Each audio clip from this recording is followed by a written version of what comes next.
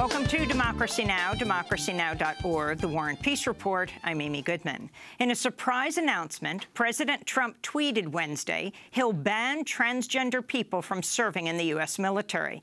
Trump made the declaration on Twitter, quote, "After consultation with my generals and military experts, please be advised that the United States government will not accept or allow transgender individuals to serve in any capacity in the U.S. military. Our military must be focused on decisive and overwhelming victory and cannot be burdened with the tremendous medical costs and disruption that transgender in the military would entail. Thank you," Trump tweeted in 3 separate tweets.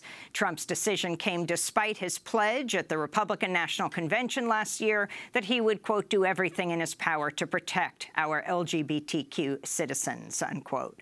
The move set off protests outside the White House and at the military recruitment centers around the country. This is Mara Kiesling of the National Center for Transgender Equality.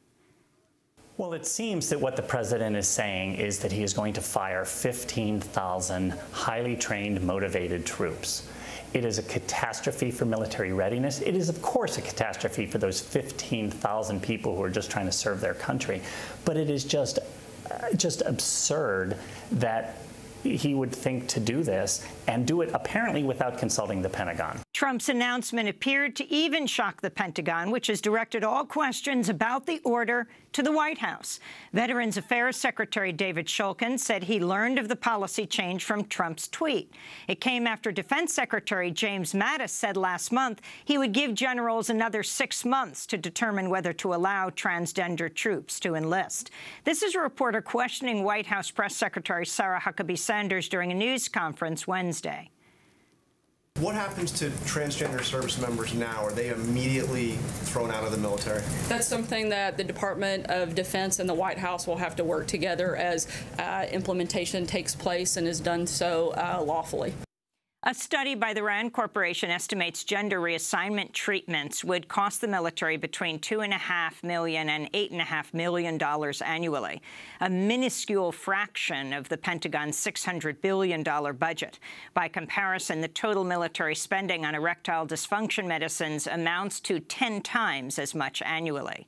We'll have more on Trump's move to ban transgender people from the military after headlines. On Capitol Hill, the Senate Wednesday rejected legislation to repeal the Affordable Care Act without a replacement after 7 Republican senators broke ranks to reject the bill in a 45-55 vote. The latest defeat came a day after Republicans failed in a bid to pass their bill to repeal and replace Obamacare. With just 8 hours left to debate health care, Senate leaders are now considering what's being called a skinny repeal, which would eliminate the individual and employer mandate that requires certain businesses to provide health insurance to employees. It would not touch the Medicaid program. Democrats blasted Majority Leader Mitch McConnell for keeping details of the so-called skinny repeal secret. But on Wednesday night, the Congressional Budget Office offered its assessment of what Democrats said is a likely draft of the bill, finding it would increase the number of uninsured people by at least 16 million while increasing premiums by about 20%. The debate came amidst massive protests on Capitol Hill and at lawmakers' offices. A recent USA Today poll found just 12% of Americans supported the Senate version of the health care bill. We'll have more on the fight over health care later in the broadcast. Meanwhile, President Trump has nominated former Republican Congressmember Pete Hoekstra as U.S. ambassador to the Netherlands. Hoekstra's co-founder of the House Tea Party caucus. He supports the death penalty, opposes abortion, and has spoken out against marriage equality and LGBTQ rights. In Yemen, the heads of the United Nations relief agencies pleaded Wednesday for a massive increase in humanitarian aid as the number of cases of cholera in Yemen hit 400,000. UN leaders say the outbreak has increased the number of Yemenis in need of assistance to nearly 21 million. This is Peter Maurer, head of the International Committee of the Red Cross.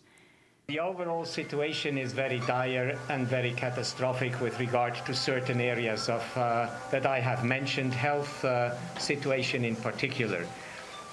If the ICRC within 2 weeks decides to double its program in Yemen, it's an indication that the situation is very bad. The cholera outbreak comes as more than 2 years of U.S.-backed Saudi-led bombing in Yemen has devastated Yemen's health, water, and sanitation systems. Meanwhile, Reuters is reporting that UN investigators blame the U.S.-backed Saudi-led military coalition for a deadly attack on a Somali migrant boat off Yemen in March that killed 42 people and injured 32 others. Reuters cites a confidential UN report that found the attack violated international humanitarian law. It blamed a U.S.-made helicopter gunship operated by Saudi Arabia for the assault. In Iraq, thousands of families from Mosul remain living in camps and unable to return to their homes nearly a month after Iraq's prime minister declared victory in the U.S.-backed offensive to reclaim the city from ISIS. At the Salamiyah camp west of Mosul, residents complain of limited water supplies and sweltering heat. Those returning to Mosul say they face ongoing violence and unlivable conditions. I can't go back to my neighborhood because there is no water, no electricity, no services, nothing at all in my area. Our homes were destroyed. They were robbed, TVs, everything was stolen.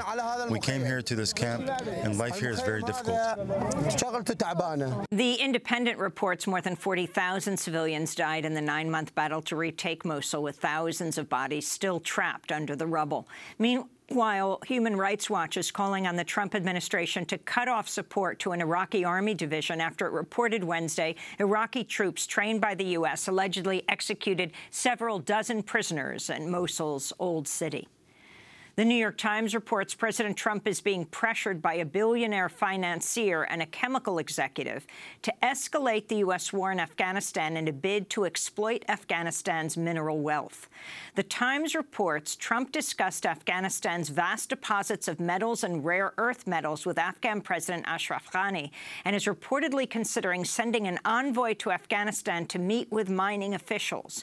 A 2010 U.S. estimate found Afghanistan has mineral deposits worth nearly $1 trillion. In France, human rights groups warn police are abusing migrants in the northern city of Calais as they return to the site of a former camp known as the Jungle in the hopes of crossing into Britain. Bénédicte Junrad, the director of Human Rights Watch France, says police have routinely confiscated sleeping bags and clothing from migrants while pepper spraying them and confiscating food and water.